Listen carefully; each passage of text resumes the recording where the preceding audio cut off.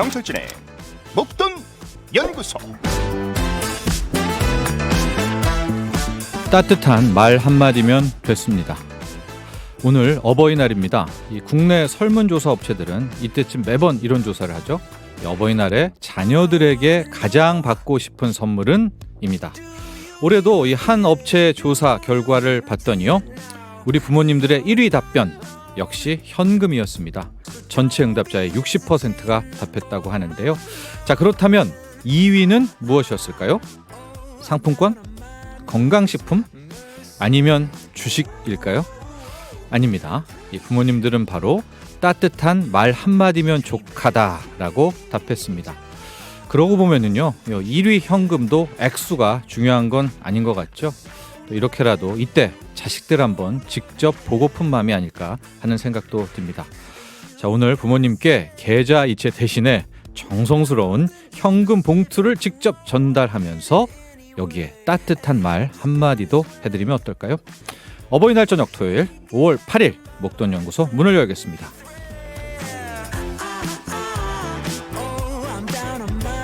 매일 이 시간 저녁 8시 5분부터 9시까지 러브 FM에서 목돈연구소 함께합니다. 9295번님, 10년 전에 혼자 되신 어머님 모시고 식사하고 왔습니다. 소박한 식당이었는데도 엄청 좋아하시더라고요. 저랑 좀 비슷한 부분이 있네요. 저도 이제 10년 전에 아버지께서 돌아가셨었거든요. 그래서 이제 그때부터 어머니가 혼자 이제 살고 계시는데 저도 좀 빨리 갔다 왔습니다. 5월 8일이 아니라 일주일 전에 이제 식사를 했는데 정말 좋아하시더라고요. 0211번님, 엄마가 주식하지 말랬는데 몰래 하다 보니 불효하는 이 느낌은 뭐죠? 했는데요. 왜 엄마가 주식하지 말라고 했을까요? 몰래 하지 마시고 그냥 한다 이렇게 좀 말하면 불효하는 느낌은 좀 덜 들지 않을까 이런 생각도 듭니다. 궁금한 점 또 전하고 싶은 이야기 뭐든 보내주세요. 샵1035 단문 50원 장문 100원 고릴라 유튜브 댓글은 무료입니다. 잠시 후엔요, 주식도 알아야 면장을 한다 주면장 헤르메스탁 하청환 본부장과 함께 하고요. 아이돈 케어 시간 있죠. 이 부자 아빠 강용수 씨와 종잣돈 모으는 비법부터 부자 되는 습관 이야기 나눠봅니다. 또 이 토요일 투자는 즐거워 투투줄 있습니다. 뮤직하우 윤동현 애널리스트와 함께 틈새 투자 이야기 함께 하겠습니다.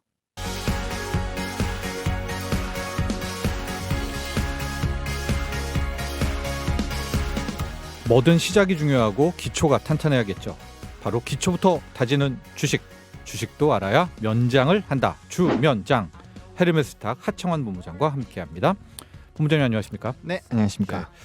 우리가 시간이 꽤 됐습니다. 네. 그렇죠? 주식이란 무엇인가부터 시작을 해가지고 이제 기본적 분석, 기술적 분석도 나눠봤고요. 네. 기술적 분석도 우리가 이제 맛보기를 봤죠. 네, 이동평균선 분석도 했고 다시 기본적 분석으로 와서 우리가 이제 업황 쪼개기, 요즘은 뽀개기라는 표현도 많이 쓰는데 그렇죠. 이제 합니다. 그래서 이제 반도체 업황부터 우리가 시작을 해보려고 하는데 네. 실은 이 과정을 우리가 지난주에 사업 보고서 읽는 거, 다트 보고서 읽는 법 좀 했었잖아요. 그렇죠. 그것과 엮어가지고 바로 반도체로 들어가 볼까요? 네, 그러면은 일단 반도체 그 이제 사업 보고서 보시면서 네, 거기에서 이제 간단하게 키워드 저번에 뽑아 놓는 것까지 한 봤고, 봤죠. 그다음에 이번에는 업황을 어떻게 좀 간략하게 확인을 할 수 있고, 그다음에 그거를 이제 실제로 제가 설명을 드리면서 이런 부분에서 이 본 것이 이렇게 좀 중요한 키워드로 되어 있고 시장에서 굉장히 집중을 하고 있구나라는 부분을 좀 설명을 드려보도록 하겠습니다. 그리고 현재 반도체 업황도 해야죠. 그렇죠. 네. 현재 반도체 네. 업황까지 네. 한번 진행을 해보도록 하겠습니다. 네. 저번에 보셨던 부분에서 조금 더 이제 내려서 보시게 되면은 이제 이 국내 여건이라는 부분이 나옵니다. 네. 그래서 이제 보고서를 한 번씩 다 정독을 해보셨을 거라고 생각을 하고 한번 말씀을 좀 드려보면요. 하셨을 거예요. 우리 지난주에 자세히 설명해 드렸으니까. 그렇죠. 네, 그래서 국내 여건 쪽에 보시면은 사실 제가 이제 화면을 보실 수 있는 분들을 제가 좀 체크를 해놨는데, 일단은 제가 읽어드리면은 그 보고서 여건 중에서 2020년 디램의 수요는 2019년 대비 약 22% 성장하였으며 특히 서버 응용 제품이라는 부분이 있어요. 이게 뭐냐면은 네. 이제 뭐 읽어 보셨던 분들은 아시겠지만 D램이라는 게 네. 굉장히 그 이제 사업 쪽에서 큰 영향을 미치거든요. 그러니까 메모리 쪽이다 보니까 이 기억하고 이렇게 하는 장치들에 다 들어가는 부품이라고 보시면 될 것 같은데 쉽게 쌀. 아, 그쵸. 쌀. 네, 그렇게 이해하시면 될 것 산업의 쌀. 같은데 네. 그게 일단은 작년 대비 22%나 성장을 했다라는 거는 시장이 일단 굉장히 커지고 있구나. 라는 걸 일단 체크를 하실 수가 있고 네. 거기다 특히 서버 응용 제품이라고 되어 있거든요. 그러면은 서버와 관련된 이런 D램에 대한 수요가 많이 늘어나고 있다라는 거는 네. 우리가 바로 이제 서버가 왜 늘어나는지 그 부분을 체크를 해볼 수가 있다라는 거죠. 그래서 네. 지금 이제 서버용 반도체가 굉장히 좀 핫하고 그게 좀 크게 늘어날 수밖에 없는 게 클라우드 시장이 굉장히 좀 커지고 있거든요. 데이터 센터. 그렇죠. 또 이렇게 데이터 해가지고. 센터라든지. 네. 네네네. 네. 그래서 아시는 분들 다 아시겠지만 그러니까 이 서버 응용 제품만 딱 키워드를 보더라도 이게 굉장히 좀 특히라고 붙어 있기 때문에 이게 집중이 되고 있구나. 네. 그러면은 반도체에서 서버 응용 제품들이 뭐가 있고 그 산업이 어떻게 성장하고 있는지를 조금만 체크를 해보더라도 이쪽이 굉장히 좀 커져 나가고 있구나. 그러면은 우리가 산업 보고서를 보고 이제 이해를 해야 되는 게 이쪽이 이거를 바탕으로 진행을 했을 때 계속적으로 더 성장을 하는지 단기적으로 끝나는지 그 여부만 체크해도 우리가 장기적인 투자를 할 것인지 네. 단기적인 투자를 할 것인지를 정할 수가 있고요. 네. 이거는 엄청나게 중요한 부분입니다. 그 이유가 단기 투자를 하게 될 때는 사실 비중을 실지를 못해요. 네. 투자를 할 때. 근데 장기 투자가 가능한 종목 같은 경우는 우리가 비중을 실을 수가 있거든요. 네. 그럼 우리가 주식을 해보신 분들은 다들 아시겠지만 사실 뭐 1%든 10%든 똑같이 수익을 보는 게 생각보다 되게 어렵습니다. 네. 근데 이왕이면 한번 투자를 할 때 비중을 많이 실어서 한 번에 크게 수익을 보는 게 가장 좋잖아요. 그렇죠. 비중이 또 많이 실려야 같은 수익률이어도 그렇죠. 규모가 크죠. 네, 엄청 크죠. 네. 네. 그리고 특히나 반도체 업황에 투자하실 분들은 이 속도가 조금 더딘 편이기 때문에 네. 사실 이제 비중을 많이 실을 수 있는 게 좋은데 말씀드린 것처럼 장기 투자를 하지 않으면 비중을 많이 실기가 어렵습니다. 네. 왜냐하면 단기적인 흐름이라는 거는 이 우리가 기술적 분석을 조금 배워봤지만 이게 파동이라는 게 있고 이 추세라는 게 있다 보니까 네. 사실 조금만 잘못 진입을 하면 굉장히 좀 고통스러울 수가 있거든요. 근데 장기 투자 입장으로 보게 되면은 충분히 그 안에서도 우리가 물량을 더 매집을 할 수가 있고 충분히 대응을 할 수가 있기 때문에 네. 그 장기 투자랑 단기 투자를 할 수 있는 가장 중요한 부분이 이 산업이 계속적으로 성장을 할 것이냐 안 할 것이냐인데 우리가 바로 지난주에 이 부분에 이제 포커스를 맞췄죠. 그렇죠. 그래서 업황이 중요하다. 그렇죠. 네. 근데 그거를 이제 남이 말해주면 사실 그 신뢰도가 떨어지거든요. 그렇기 때문에 그래요? 그렇죠. 전문가가 얘기해 주는 거 스스로 알아야 된다. 깨쳐야 된다. 아무리 옆에서 네. 이거 좋다 해도 사실 우리는 조금만 주가가 움직이면 흔들리고 그걸 믿지 못하고 이제 정리를 하는 경우가 사실 되게 많잖아요. 네. 근데 이제 본인이 확신이 들게 됐을 때는 그걸 굉장히 길게 끌고 갈 수가 있거든요. 네. 그렇기 때문에 제가 이 산업 보고서 보는 방법, 이 보고서를 보는 방법을 많이 말씀을 드리는 이유가 이제 스스로 이 정보를 체크를 하고 남이 말을 해주는 것만 듣는 게 아니라 실제로 내가 확인을 해보니 이러한 상황이 유지가 되고 있구나를 확인을 해야지만 우리가 이제 나중에 목표가도 어떻게 설정하는 방법도 다 배우고 할 건데 거기까지 우리가 물량을 모아서 들고 갈 수가 있고 그렇게 했을 때 이제 정확하게 큰 수익을 볼 수가 있게 되고 그걸 한번 딱 해보신 분들은 그 짜릿함을 알고 계시고 이렇게 투자하는 게 진짜 투자구나를 느끼시면서 굉장히 큰 금액과 긴 이제 운용 기간을 가지고 접근을 할 수가 있거든요. 근데 지금 정작 반도체 업황은 어떻습니까? 반도체 바로 나왔네요. 네, 그 밑에. 반도체 업황은 보시면 아시겠지만 굉장히 비대면 산업이 중심적으로 성장을 하고 있다. 해서 네. 가속화되고 있다라는 얘기가 나옵니다. 그러니까 굉장히 커지고 있는 거죠. 네. 사실 아시겠지만 지금 우리 삶에서 반도체가 들어가는 게 점점 더 늘어나고 있어요. 뭐 아시겠지만 전기차도 들어가기 위해서는 반도체가 들어가야 되는 것이고 네. 그리고 이제 자율주행을 하기 위해서도 반도체가 들어가는 것이고 또 사물 인터넷. 그렇죠. 요즘은 만물 인터넷 그러더라고요. 그렇죠. 네. 뭐 그런 사물 인터넷도 있고 또 위성도 많이 쏘고 있죠. 네. 그러니까 우리 삶에서 굉장히 그런 사실 배도 이제 디지털화가 많이 되고 있거든요. 그러니까 그런 흐름들로 봤을 때 이 성장은 굉장히 좀 커지고 있구나 네. 라는 것들을 좀 파악을 하실 수가 있고 또 그 부분에서 좀 밑으로도 가다 보면 이제 업황의 궤양 등이라는 게 또 있어요. 네. 이 부분을 다른 보고서 보실 때도 굉장히 좀 집중을 하셔야 되는데 여기에는 이제 2020년 코로나19의 세계적인 유행의 장기화 및 미중 무역 분쟁 등을 통해서 시장의 불확실성이 가중되고 있는 상황이라고 적혀 있습니다. 네. 그럼 이를 통해서 반도체 업황이 시장이 코로나19에서 영향을 받았구나. 그럼 왜 받았지라고 한 번만 생각을 해보신다면은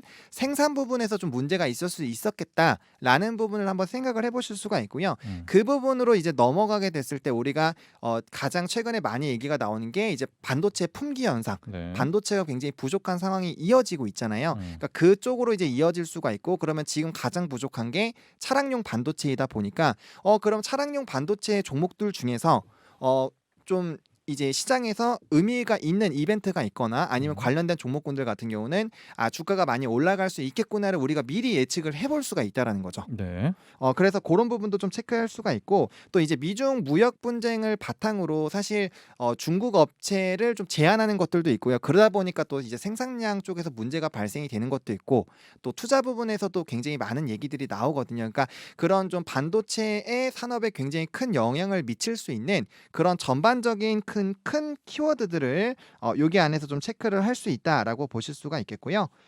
또 밑부분을 보시면 또 당사는 메모리 산업에서 EUV 극자외선이라는 부분이 있는데 이게 이제 앞으로 차세대 공정에서 가장 좀 유망한 부분입니다. 이제 7나노 쪽에서 이제 저나노 쪽으로 가는 그런 부분인데 그게 이제 삼성전자 같은 경우는 업계에서 유일하게 양산 적용하며라는 게 있어요. 그러면은 이 부분에서 우리가 또 파악할 수 있는 거는 삼성전자만의 특별한 기술력이 있구나. 이걸 바탕으로 다른 반도체 또 부분들과는 충분히 차별화가 될 수 있구나라는 부분을 좀 체크를 할 수가 있다라는 거죠. 네, 이제 우리가 삼성전자 사업 보고서를 보면서 하고 있기 때문에 그렇죠. 이제 이 부분은 또 업황이라기보다는 삼성전자가 또 파악할 수 있는 그런 부분이고요. 네, 그렇죠. 그래서 그러면은 이제 EUV가 이 기업이 이제 나아간다라는 거 어쨌든 삼성전자는 전 세계적으로 반도체 쪽을 좀 주도하는 업체 중 하나다 보니까 이 기업이 EUV라는 거를 이제 집중을 한다라는 거는 다른 기업들도 분명 이쪽으로 진입을 하게 될 거거든요. 그러면 이제 그 업황에서 이 EUV가 왜 성장을 할 수밖에 없는지 그런 부분들도 체크를 하다 보면은 또 다른 투자 모멘텀들이 좀 생겨 나갈 수가 있기 때문에 이때 이제 또 EUV를 공부해야죠. 그렇죠. EUV가 뭔지를 또 알아야 됩니다. 예, 그렇죠. 네. 그러니까 좀 공부할 게 꽤 돼요. 그렇죠. 예, 예. 그래서 이 지금 짧은 부분인데 이거는 딱 그 화면에서 딱 보이는 그 부분인데 이 짧은 부분만 보더라도 전반적으로 반도체가 어떻게 흘러갈 수 있겠구나. 그리고 우리가 어떤 부분으로 좀 집중을 해야 되는구나. 이런 것들을 파악을 할 수가 있고 시장에서 중심으로 보고 있는 산업이 뭔지를 체크를 할 수가 있기 때문에 이 보고서를 얼마나 잘 해석을 하고 이를 바탕으로 사실은 이 업황을 맞는지 확인을 해보는 이 과정을 거치는 게 굉장히 좀 중요하다라고 말씀을 좀 드릴 수 있을 것 같아요. 네. 이렇게 공부하는 법을 배웠고요. 아마 네. 청취자분들은 이제 그래서 반도체 업황 되게 궁금할 겁니다. 그렇죠. 예, 삼성전자 투자한 분들도 많이 있고요. 네. 더죠. 우리가 지금 뭐부터 봐야 됩니까? 그러면은 일단은 뭐 수요 공급, 뭐 수급 부족 이런 것부터 체크해야 될까요? 아니면은 뭐 이벤트들을 봐야 될까요? 일단은 가장 큰 거는 이제 반도체 굴기라는 얘기가 나오기 시작하는 사실 이제 미중 무역 전쟁부터 봐야 됩니다. 중국 변수, 그렇죠. 일본. 중국 변수를 좀 봐야 되는데 이제 중국 쪽에서는 사실 이제 미국과 거의 G2라고 해서 유일하게 이제 패권을 전쟁을 하고 있다라고 보시면 돼요. 네. 그러다 보니까 이제 반도체 같은 경우는 뭐 우리 삶에서 너무나도 많이 좀 영향을 미치다 보니까 그쪽으로 조금 해방이 되려고 중국 쪽에서 많이 노력을 하고 있거든요. 네. 그러다 보니까 투자도 굉장히 많이 하고 미국의 기술을 좀 많이 가져가려고 노력을 하고 있습니다. 그러다 보니까 이제 경쟁이 생기게 되는 거고요. 그러니까 이제 미국 쪽에서는 중국 쪽 제품을 쓰지 마. 뭐 이런 얘기도 많이 나오고 있고 한 회사를 제재를 하면서 굉장히 성장력 부분에서 좀 부담을 가기도 하고 그런 식으로 압박을 굉장히 많이 하게 되거든요. 네. 그러다 보니까 이쪽에 대한 부분을 좀 보셔야 되고 그러다 보면 자연스럽게 이제 뭐 M&A라든지 적대적 M&A 관련된 이슈들도 좀 있을 수가 있고요. 그다음에 이제 기술력이 굉장히 조금 중시가 되고 있기 때문에 네. 뭐 이런 이벤트들을 조금만 찾아보시면 반도체 뭐 미중 무역 전쟁 이렇게만 조금 찾아가지고 기사를 조금만 보시더라도 이쪽에 대한 흐름들이 굉장히 좀 활발하게 이슈가 되고 있구나를 좀 체크를 하실 수가 있어요. 그래서 그러니까 지금 이제 중국 이슈 때문에 그렇죠. 최근에 차량용 반도체 수급 부족도 이제 중국이 네. 막 사재기를 해서 뭐 그렇다 뭐 이런 이슈들을 이제 파악해 볼 수가 있을 텐데 그렇죠. 중국이 경쟁력이 어떻게 됩니까? 중국이 경쟁력이 엄청나게 크죠. 반도체에 그렇죠. 왜냐면은 산업에 네, 중국은 그냥 반도체뿐만 아니라 예. 전 세계에 있는 모든 산업의 절반 이상을 일단 가지고 있다라고 보시면 됩니다. 워낙 인구도 많고 예. 그다음에 이제 투자를 할 때 이 뭐 조선 쪽도 마찬가지고 다른 쪽도 마찬가지입니다. 이 정부에서 아예 밀어주는 흐름들이 많이 나타나기 때문에 사실 정부의 지원을 받고 이제 일반 업체들이랑 경쟁을 하게 됐을 때는 굉장히 좀 유리하고요. 그 반도체 굴기가 무너진 게 아니네요. 아직은 중국에? 무너졌다라고 보기가 좀 어렵습니다. 네, 지금은 그래서 미국 쪽에서 굉장히 좀 견제를 많이 하고 있는 네. 상황인데 예. 사실은 아직까지는 그게 이제 꺾였다라고 보기는 좀 어려운 상황이겠다라고 보실 수가 있을 것 같고요. 네. 그래서 이쪽 관련된 이슈는 사실 이제 매일매일 좀 많이 변하기 때문에 그 부분을 계속적으로 업데이팅을 좀 해주셔야 된다라고 좀 말씀을 드리겠고요. 네. 이제 두 번째로 좀 볼만한 건 이제 또 반도체 공급 부족 현상이 나타나고 있는데 최근에 그렇죠. 네, 뭐 아마 잘 아실 거예요. 뉴스에도 많이 나오기 때문에 이제 자동차 쪽이 아마 가장 좀 부각이 되고 있을 텐데 예. 사실 이제 자동차뿐만 아니라 거의 전 반도체가 다 부족하시다고 보시면 됩니다. 네. 지금 이제 눈앞에 보이는 게 자동차고 가장 이제 빠르게 생산 부족에 대한 얘기들이 많이 나오고 있다 보니까 그 부분에서 좀 부담이 되고 있다라고 보시면 될 것 같고요. 근데 또 반도체가 이렇게 부족하면 네. 많이 투자를 또 하잖아요. 그렇죠. 대거 투자를 하게 될 경우에 이제 과잉 생산 때문에 그 동안에는 우리가 시클리컬 그렇죠. 주기적 때문에 또 한동안 또 공급 과잉이 좀 되지 않겠습니까? 그렇죠. 그건 지금 좀 어떻게 될까요? 지금은 사실 연말까지 생산 캐파를 늘리더라도 네. 자동차 같은 경우는 아직 그렇게 하더라도 공급 부족이 유지가 되지 않을까가 지금 시장의 전망입니다. 큰 틀에서 반도체 산업은 어떻게 될까요? 반도체 산업은 저는 빅사이클이 오고 슈퍼사이클이라고 해서 20년마다 한 번 오는 큰 사이클을 이제 슈퍼사이클이라고 네네. 하는데요. 반도체는 슈퍼사이클이 저는 오고 있다라고 생각을 하고 있습니다. 그러니까 과잉 생산 우려는 현재로서는 할 필요가 없다라는 게 저 개인적인 생각인데 그게 왜 그러냐면은 네. 일단은 뭐 아시겠지만 이런 뭐 자율주행이라든지 뭐 시스템이라든지 이런 클라우드 쪽에 대한 또 성장 서버 때문에 수요. 서버 네. 수요가 굉장히 큰 폭으로 늘어나고 있고요. 또 이제 교체 시즌이 옵니다. DDR5로 넘어가는 추세이다 보니까 이 이제 하나의 이런 그 세대가 바뀌는 거죠.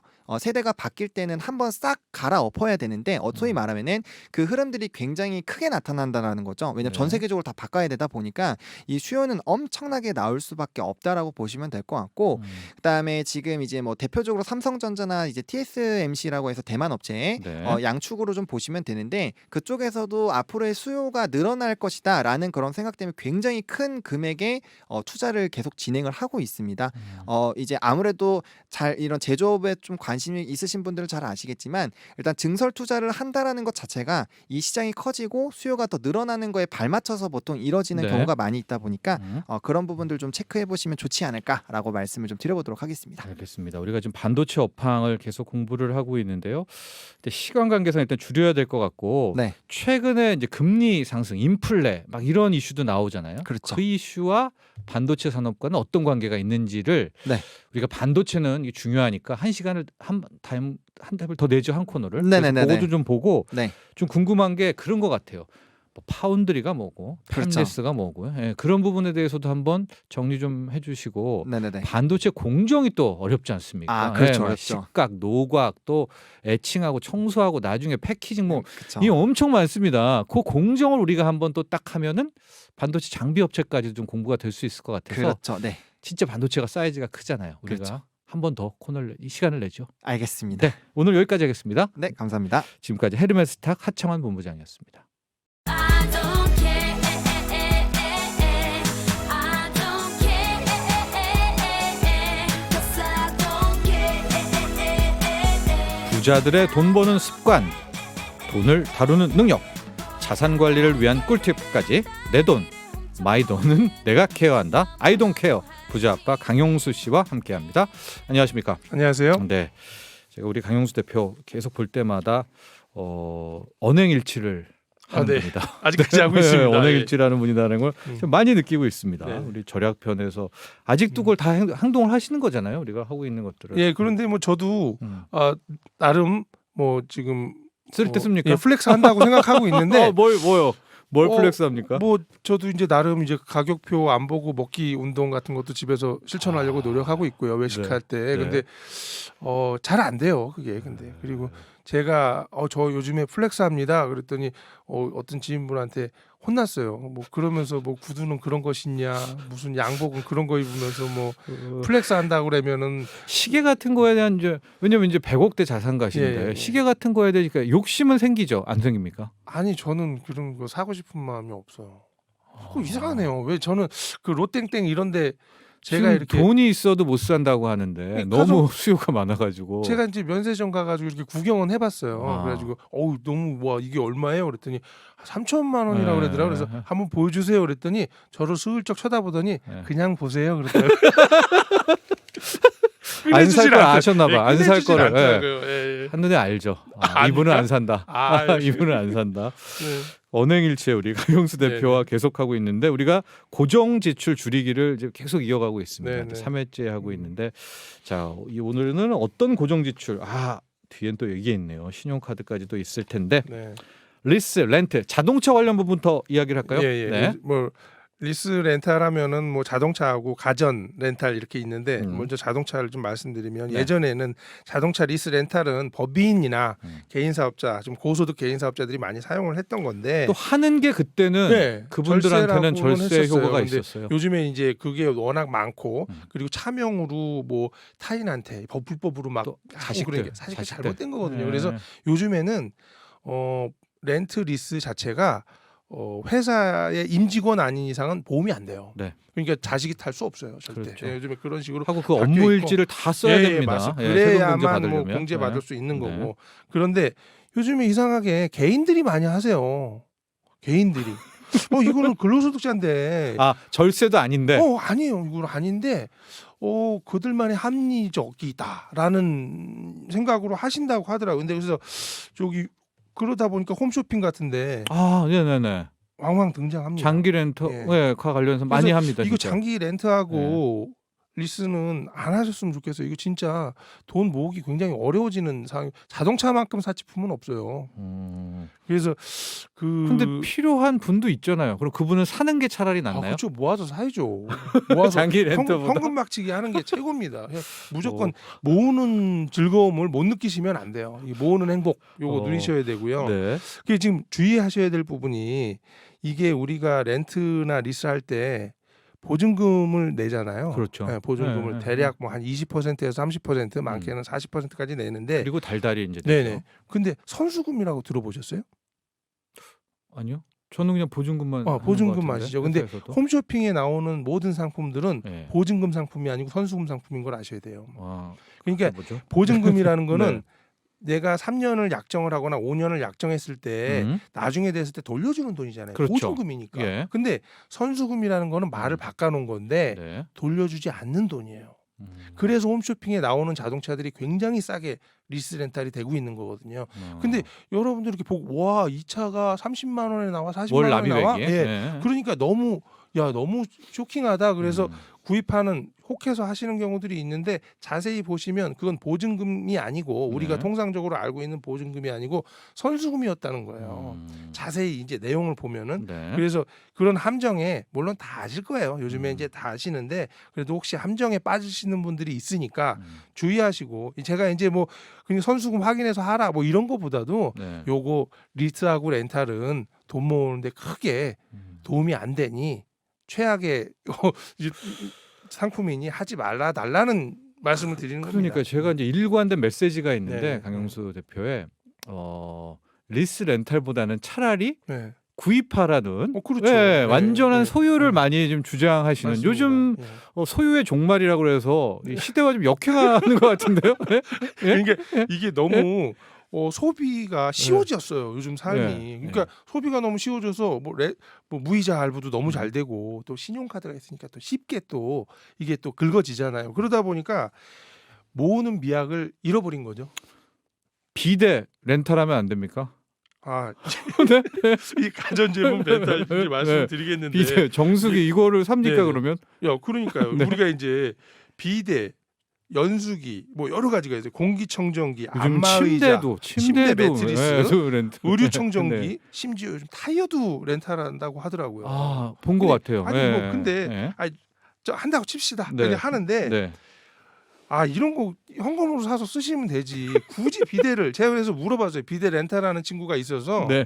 물어봤어요. 이게 과연 와서 뭐 해줍니까? 음. 그랬더니 필터 갈아준대요. 근데 필터는 시중에 한 2,000원, 3,000원 하는 물 필터 네. 그거 하나 갈아주고 좀 청소해주는 정도예요. 근데 노즐 청소해주는 정도인데 네. 이거를 무슨 케어 받는 것도 아닌데 음. 하냐는 거예요. 그것도 또 가격 대비하면 렌탈이 더 많겠죠? 아 그렇죠. 네. 이게 이제 렌탈을 이자 한다는 의미가 이상이겠죠. 뭐냐면 이자 이상. 3년이든 4년이든 약정을 하잖아요. 네. 그리고 이제 월정액을 냅니다. 그리고 3년 후에 내 거가 돼요. 네. 그럼 그 사람들은 다 팔아먹고 네. 버리는 거예요. 네. 우리한테. 3년 지나면 또 새 제품 나오거든요. 네. 또 바꿔야 돼요. 네. 그런데 이제 다 이렇게 말씀을 드렸는데 음. 안 되는 게 있어요. 안 된다고 할 게 있어요. 우리 정 소장님이 안 된다고 할 게 있어요. 그러니까 무조건 렌탈 해야 되는 네, 거. 네. 네. 뭐가 있을까요?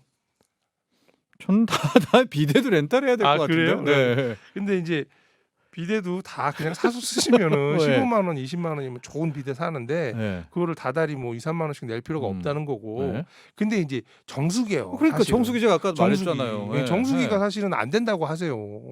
왜냐하면 정수기는 한 달에 한 번씩 와서 코땡 이런 네. 사람들이 와서 이제 점검해주고 네. 2달에 한 번씩 오고 이런단 말이에요. 네. 요즘에 한 2달에 한 번 오는 것 같아요. 근데 이걸 아셔야 되는 거예요. 정수기 필터 2달에 한 번씩 가는 필터 없어요. 4달에 한 번씩 갈아요. 한 번은 와서 그냥 닦고 가는 거예요. 실질적으로. 네. 그런데 우리가 한 25,000원에서 한 3만 원, 4만 원 이렇게 렌탈료를 내요. 싼 거는 15,000원짜리도 있어요. 그리고 예. 카드 제휴하면은 뭐 15,000원에 네, 내고 이렇게 네. 되는데 정수기는 목적이 예. 깨끗한 물입니다. 그럼요. 그죠? 예. 여기에 얼음이 나와야 할 필요는 없고요. 시원한 물이 나와야 될 필요도 없고 따뜻한 물이 나와야 될 필요도 없어요. 우리가 물을 따뜻하게 하는 기능이 집에 없어요? 다 있죠. 물을 차갑게 하는 기능도 있죠. 얼음을 얼리는 기능도 있어요. 근데 왜 정수기에다 거길 넣어서 한 달에 25,000원, 3만 원을 내야 되냐는 거예요. 제가 이제 의도는 근데, 알겠습니다. 네. 그렇다 보니까 그럼 정수기가 없으면은 안 되잖아요. 근데 수돗물을 먹을 수는 없잖아요. 네. 수돗물 뭐 국가에서는 먹어도 된다라고 하지만 네. 좀 찜찜하거든요. 그래서 뭘 사야 됩니까, 그럼 정수? 그래서 제가 추천드리고 싶은 거는 DIY 정수기를 사라는 거예요. 싱크대 밑에다가 이거 참 부끄럽게 생겨가지고 네. 위에다 올려놓긴 좀 그렇고요. 음. 싱크대 밑에다 넣어놓으면 됩니다. 넣어놓으시고 거기서 배관만 따가지고 하면은 뭐 한 1시간 정도면은 네. 남자분이 또 멋있게 또 할 수 있습니다. 그러면 실제 이게 얼마나 하냐? 네. 가격은 비용이 보면은 7, 8만 원 정도면 사요. 근데 7, 8만 원 정도면 1년치 필터까지 사는 거예요. 거기 안에 포함되어 있어요. 그럼 다음에 필터를 살 때는 한 5만 원이면 다음 해에 또 쓸 수가 있어요. 그러면은 한 달에 5,000원 꼴도 안 되는 거니. 근데 필터는 좋은 거 사셔야겠죠. 그러니까 정수기에 들어가는 필터들이 거기서 거긴 거예요. 1년에 한 번 가는 필터도 있고 4개월에 한 번 가는 필터, 6개월에 교환하는 필터가 있어요. 네. 근데 정수기 그 관리해 주시는 분은 매달 2달에 한 번씩 와서 뭔가 행위를 하고 가시지만 필터를 있는 필터를 다 갈아주는 게 아니다라는 거죠. 알겠습니다. DIY 정수기를 설치하라. 그런데 네네. 저희가 또 이제 관련 회사분들도 있고 네네. 취향이 있는 분이 있습니다. 네. 나는 얼음도 나와야 된다. 네. 뜨거움을 나와야 네. 된다는 이제 그분들의 취향이라든가 그 회사의 전략을 무시하는 것이 아니라 그럼요. 절약 차원에서는 네. 우리 강용수 대표가 예, DIY 정수기를 사라. 예. 맞습니다. 밑에 네. 남편분이 설치를 하라. 설치하면 또 멋있고 멋있고 어마어마한 절약이 된다. 절약이 되는 거니까 음, 일단은 절약하자는 거거든요. 그렇습니다. 근데 이거 지금 말씀드린 것만 집에 있는 렌탈 가전들이 사실은 최고 나쁜 친구들이거든요. 요거 세이브하면 한 달에 뭐 돈 10만 원 아끼는 거는 일도 아닙니다, 진짜. 알겠습니다. 네. 신용카드로 한번 바로 실천해 들어가야 될 것 보시죠. 같아요. 이제 신용카드요. 네네. 신용카드를 네. 쓰지 말아라. 네. 혹시 이 메시지입니까? 예, 신용카드 잘라버려라 또 이거 네, 하시려고? 신용카드가 네. 미리 땡겨 쓰는 거잖아요. 맞죠? 소장님 맞잖아요. 대표님은 신용카드 저 신용카드 있죠. 한 장 있습니다. 있습니까? 한 장 있는데 언제 쓰십니까? 저희는 제가 이제 신용카드 없이 해외 출장을 한번 나갔다가 방패를 본 적이 있어요. 예. 그래서 저는 아예 신용카드가 없는 지가 오래됐는데 체크. 예, 다 아, 체크카드. 체크, 예. 그전에는 체크카드라고 하는 거 직불카드라고도 했었어요. 예, 예, 근데 예. 현금을 다 들고 다닐 수는 없으니 직불카드, 체크카드 데뷔 카드 사용하는데 뭐 이랬었죠. 그런데 신용카드는 아예 없었거든요. 네. 근데 해외 출장을 나가는데 본인 이름이 써져 있지는 않은 신용카드를 가져가면 체크인이 안 되더라고요. 해외 출장에서. 그래서 불이 나게 빌려서 한번 사용을 하고 그리고 나서 신용카드를 하나 갖고 있기는 합니다. 근데 네. 제가 최근에 쓰기 시작했어요. 신용카드를. 아 드디어 네, 드디어. 플렉스하면서 아닙니다. 그럼요. 아닙니다. 그게 아니고 네. SBS 출연하게 되면서 전철을 타고 오거든요. 근데 제가 교통카드 기능되는 게 아무것도 없더라고요. 아 체크 카드는 안 되나요? 아니 제 카드에는 안 되더라고요. 그게 되는지 안 되는지 모르겠습니다만 저도요. 예. 그래가지고 이제 죄송합니다. 부랴부랴 그 앞에서 여러 가지 대봤더니 그게 하나가 되더라고요. 그래서 거기 안에 아마 돈이 요번에 그 경기도 재난지원금 받은 걸로 계속 사용하고 있습니다. 자, 왜 그러면 신용카드를 쓰면 부자가 될 수 없고 네. 돈을 모을 수 없을까? 왜 우리는 체크카드를 써야 될까요? 그 이유가 있다면요. 네. 이유는 미래의 돈을 앞당겨서 쓰는 거예요. 네. 그게 또 그러니까- 장점이라고 우리 이제 배웠잖아요. 장점인데 첫 달만 장점이에요.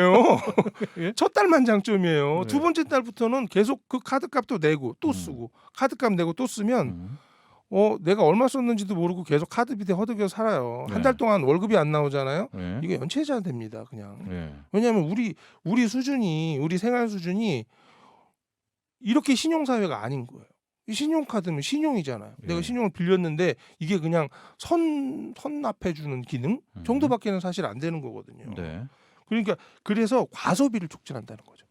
어쩔 수 없이 네, 네. 어떤 인간이든 미리 썼으니까 그리고 다음 달에 내면 되지 뭐. 그리고 네. 쓴다는 거예요. 그러니까 있는 돈만큼 쓰는 게 아니고 더 초과해서 쓰기 때문에 더 쓸 수밖에 없는 기능이다. 그리고 세 번째는 제가 강조한 자산평가서를 쓰려면 아 지금 우리의 그 로드맵 예, 예. 예.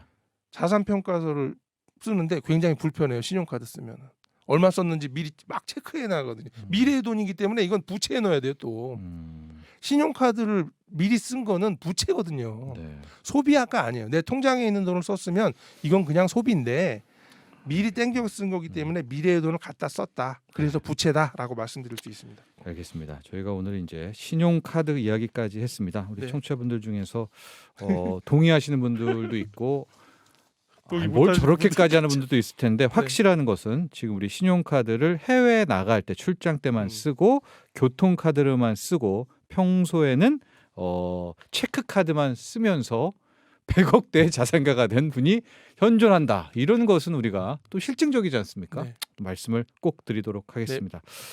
일단은 오늘 여기까지 하도록 하고요. 네. 이제 다음 시간에는 이제 뭘로 가야 됩니까? 이제 좀 더 뭐 할까요? 이거? 모기 단계 이제 많이 했으니까 예. 다음부터 이제 어떻게 하면 이제 실전으로 좀 이게 투자할 수 실전. 있는지 알겠습니다. 이런 거에 대해서 좀 시작해 보죠. 네, 감사합니다. 예, 감사합니다. 부자 아빠 강용수 씨였습니다.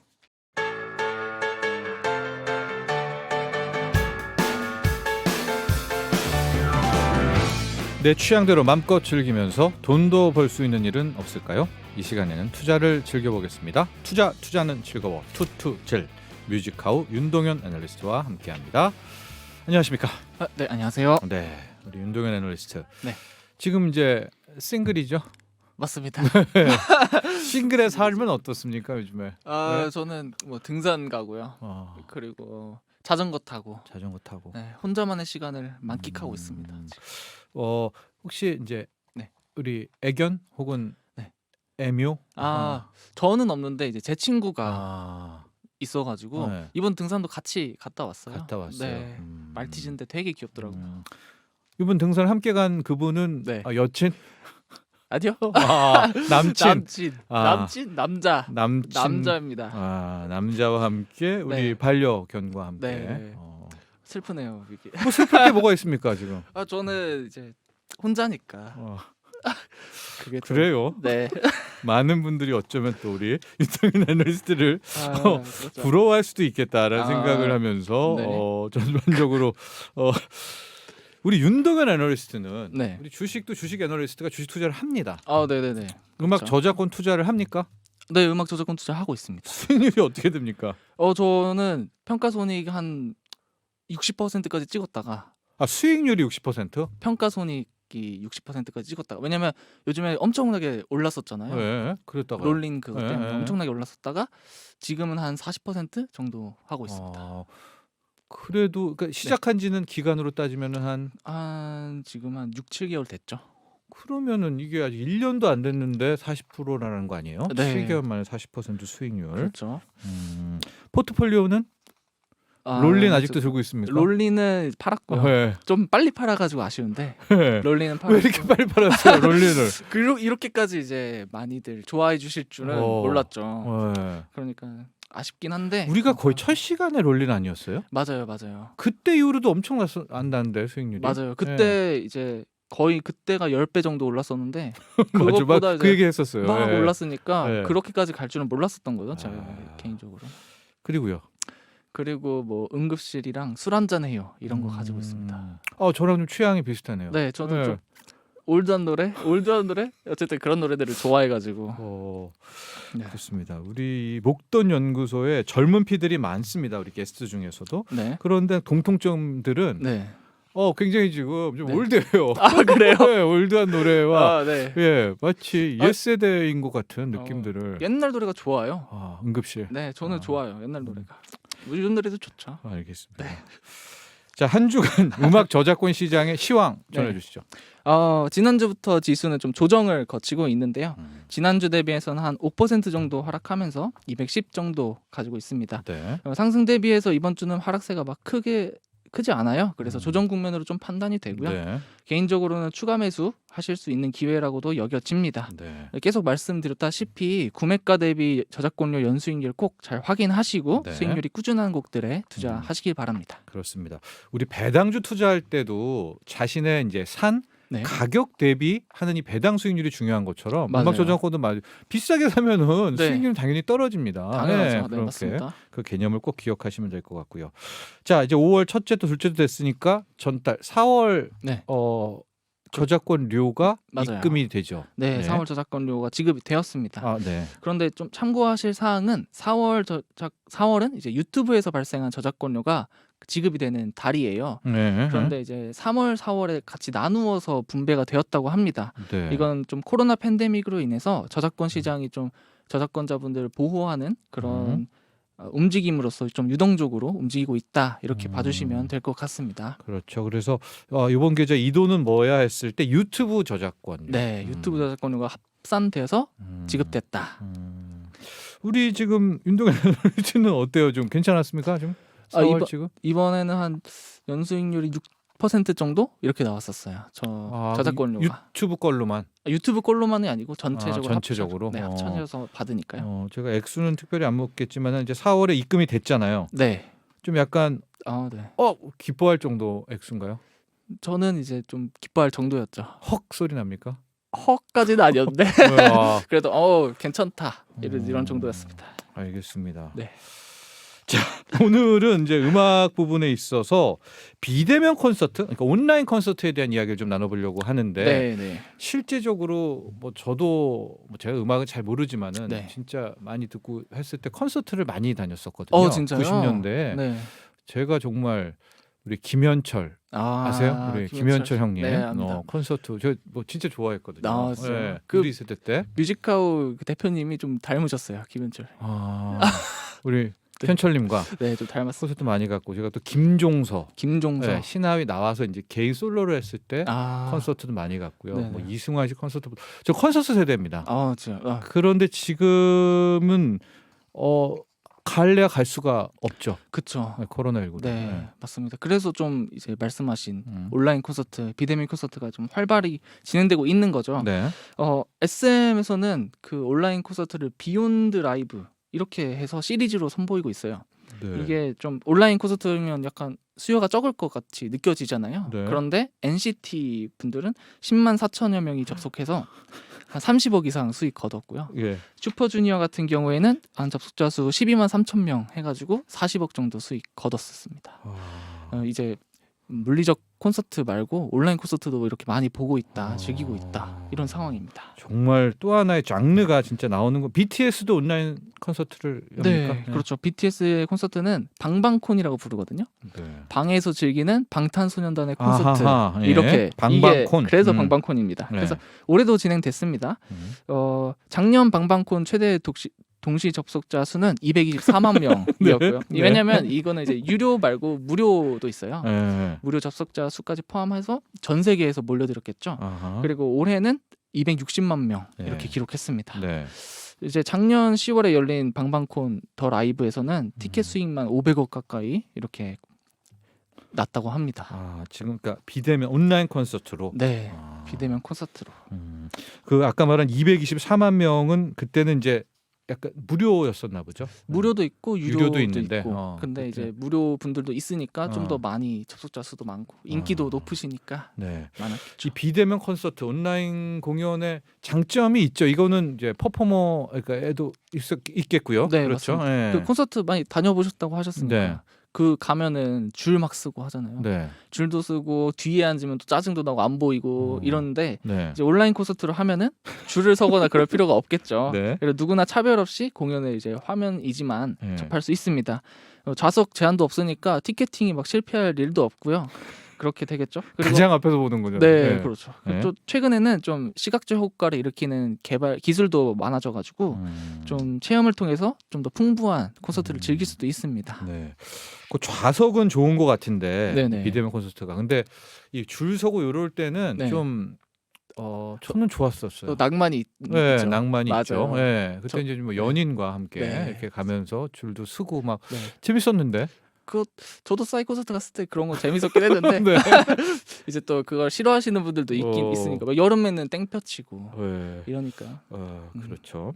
단점은 뭡니까 이 온라인 콘서트 비대면 단점은 콘서트? 저희가 콘서트 가면 잘하는 게 떼창이지 않습니까? 네. 떼창을 못한다. 음. 그런 점은 아쉽죠. 또 에너지가 네. 이게 약간 비대면이어서 덜 오지 않을까라는 생각도 아, 듭니다만. 그런 것도 있을 수 네, 있을 거예요. 네. 왜냐면 가수분들이 당연히 좀 화면으로만 접하시니까 좀 에너지가 덜 느껴지시기도 할 거예요. 네. 그리고 또 좀 실물이 아니라 가수분들 실물? 가수분들의 이제 실제 모습이 아니라 실제 모습은 모습인데, 네. 그렇죠. 그 화면으로만 뭐, 봐야 네, 되니까 네, 네. 그게 또 좀 아쉽긴 하죠. 음. 그리고 저번 주에 저 인디 밴드 얘기했잖아요. 네. 그런 팬층이 좀 약한 분들은 음. 온라인 콘서트 열기 자체가 좀 힘들 수가 있습니다. 이 팬층이 기반이 돼야 온라인 콘서트도 열고 할 수 있는 건데 네. 그런 부분에선 조금 온라인 콘서트가 아쉬운 부분은 있다. 이렇게 봐주시면 될 것 같아요. 자, 그런데 바로 이 대목에서 네. 요즘 주식 시장에서도 핫한 테마인 네, 메타버스 테마, 이제 가상현실 VR 기술이 이제 네, 여기에 도입이 돼가지고 맞습니다. 그렇죠. 저도 이럴 줄 알았어요. 그 열기도 느낄 수 있게 된다 이거 아닙니까? 네, 물론 이제 가수분들도 느낄 수 있고 지금 기술 개발 중인 거는 네. 프로젝트를 통해서 다른 아바타를 내 집에 프로젝트를 이렇게 비춰가지고 같이 콘서트를 즐기는 듯한 느낌을 낼 수 있는 기술도 개발하고 있고요. 예. 또 VR 고글을 쓰면은 좀 같이 콘서트를 즐기는 듯한 느낌을 받을 수 있게 그런 기술도 일본에서 개발되고 있습니다. 그러니까 저도 몇 개 그 컬럼이랑 뉴스를 봤더니 네네. 그 5G 시대에는 홀로그램이 이제 띄울 아, 수가 있잖아요. 네, 맞아요. 그러니까 그렇게 콘서트를 하면은 네네네.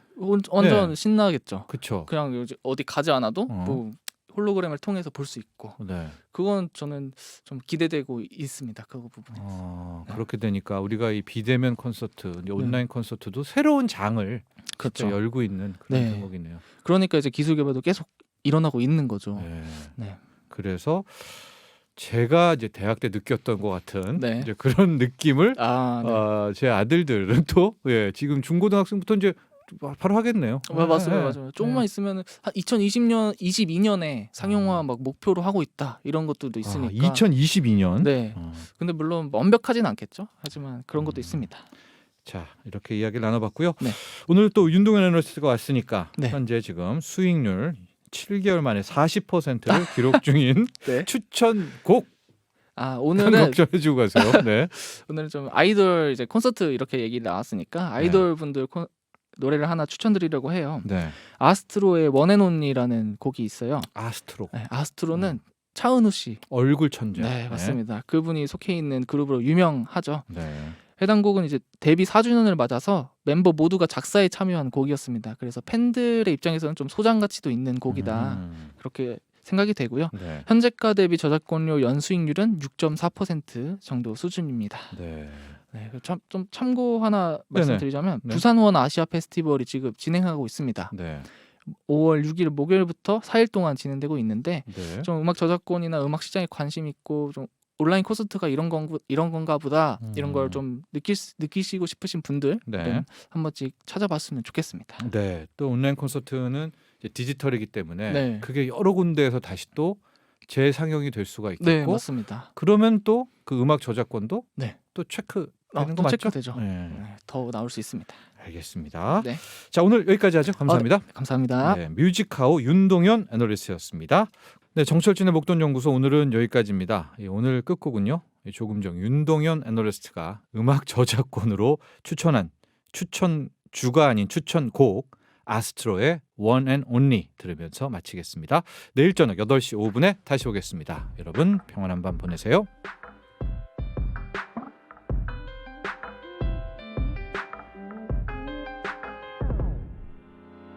믿기지 않았어